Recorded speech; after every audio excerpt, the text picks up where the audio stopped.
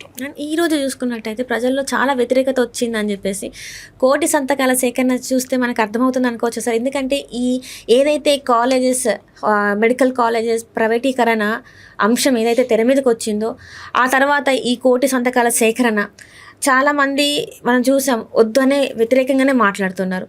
మరి ఇంత జరుగుతున్నా కూడా ఎందుకు ప్రభుత్వంలో చలనం రావట్లేదు అంటారు సార్? చాలా మంచి ప్రశ్న అడిగారు. దీంట్లో రెండు angles. PPP, public private partnership, దీనికి నేను సంపూర్ణమైన మద్దతు ఇస్తున్నాను, ఇవ్వటం జరిగింది, రాయటం జరిగింది.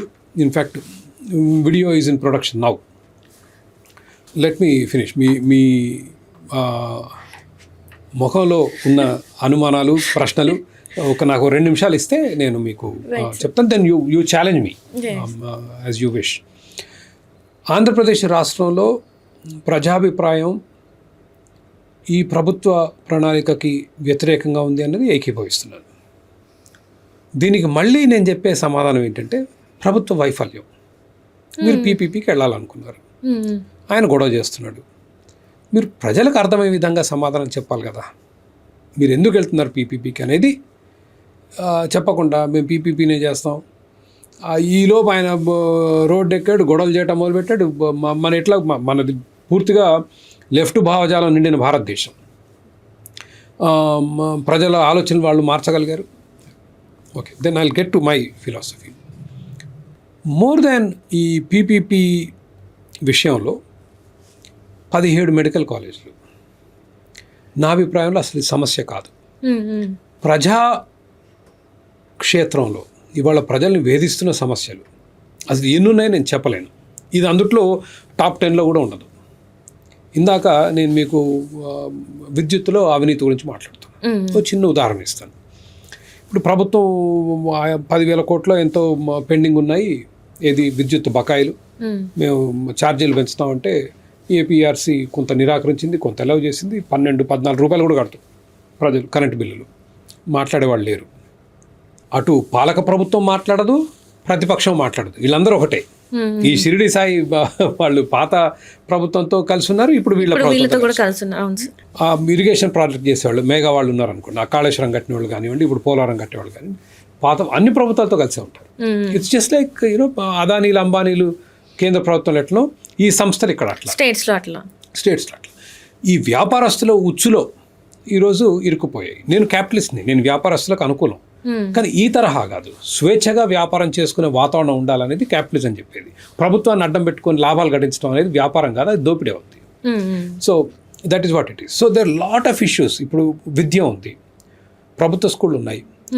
ఆంధ్రప్రదేశ్ రాష్ట్రంలో దాదాపు 40 లక్షల మంది పిల్లలు, తెలంగాణలో 30 లక్షల మంది పిల్లలు నాసిరకం చదువులు వస్తున్నాయి. వాళ్ళకి చదువులు రావట్లేదు. గవర్నమెంట్ స్కూల్లో హార్డ్లీ అని ఏమాత్రం కాస్తో కూస్తో డబ్బు ఉన్నా కూడా ప్రజలు ప్రైవేట్ స్కూల్లో చదివిస్తున్నారు. హైదరాబాద్లో భర్త డ్రైవర్ అండి, నెలకు 20-25 వేలు సంపాదిస్తాడు. భార్య ఏదో చిన్న చిన్న పనులు చేసుకుని 10-15 వేలు సంపాదిస్తారు. ఇద్దరు కలిసి 40 వేలు సంపాదిస్తారు. ప్రభుత్వ స్కూల్కి పంపించారు. అండ్ నేను ధనికుల గురించి మాట్లాడలేదు, మిడిల్ క్లాస్ సామాన్యులు కూడా వీళ్ళైతే పంపించరు. ఇది కాక అవినీతి అనేది ప్రతి ప్రభుత్వ వ్యవస్థలో ఉంది. ఏమంటే నీళ్ళ కనెక్షన్ కావాలంటే లంచం వేయాలి, కరెంట్ కనెక్షన్ కావాలంటే లంచం వేయాలి, బిల్డింగ్ పర్మిషన్ కావాలంటే లంచం వేయాలి. సిరి గారు మీరు ఒక ప్లాటో ఒక ఫ్లాటో కొనుక్కోండి, నేను బస్తీ మీద సవాల్ చెప్తున్నాను, లంచం వేయకుండా రిజిస్ట్రేషన్ చేయించుకోండి, అవదు. ఏమండి ప్రతి దానికి లంచం లంచం లంచం అని పీక తింటున్నారు జనాలని. పోలీస్ స్టేషన్కి వెళ్తే మీకు అసలు ఎఫ్ఐఆర్ కూడా కాదు డబ్బులు ఇవ్వకుండా, కేసు రిజిస్టర్ చేయరు డబ్బులు ఇవ్వకుండా. నేను మా నల్గొండలో వ్యవసాయం చేస్తాను. మా 2 బర్రెలు ఉంటే ఎవరో అర్ధరాత్రి వచ్చి తీసుకెళ్ళి 100కి కాల్ చేస్తే 500 కట్టాలి వచ్చినందుకు. పోలీస్ స్టేషన్లో ఎఫ్ఐఆర్ కావాలంటే డబ్బులు కట్టాలి, రైటర్కి డబ్బులు ఇవ్వాలి, ఏఎస్ఐకి డబ్బులు ఇవ్వాలి. అసలు లేకుండా మీకు ఇదంతా చేసిన తర్వాత బూడిద మనకు వచ్చేదేం లేదు. ఎవడు దాన్ని ఇన్వెస్టిగేట్ చేయరు, ఏం చేయరు, ఒట్టుగా అటు పడి ఉంటుంది అంతే. మీకు ఎక్కడ కూడా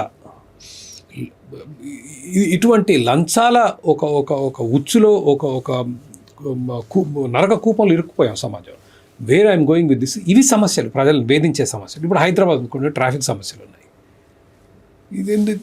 these are the things that bother people. వైద్యం అందుబాటులో లేదు. ఇవన్నీ వదిలేసి ఏదో ఒకటి పట్టుకుంటే మన నాయకులకు ఉంది ఏంటంటే అందరికీ పత్రికలు ఉంటాయి, టీవీ ఛానళ్ళు ఉంటాయి. అవును. ఇక వాళ్ళు ఏది ఇష్యూ అంటే అదే ఇష్యూ.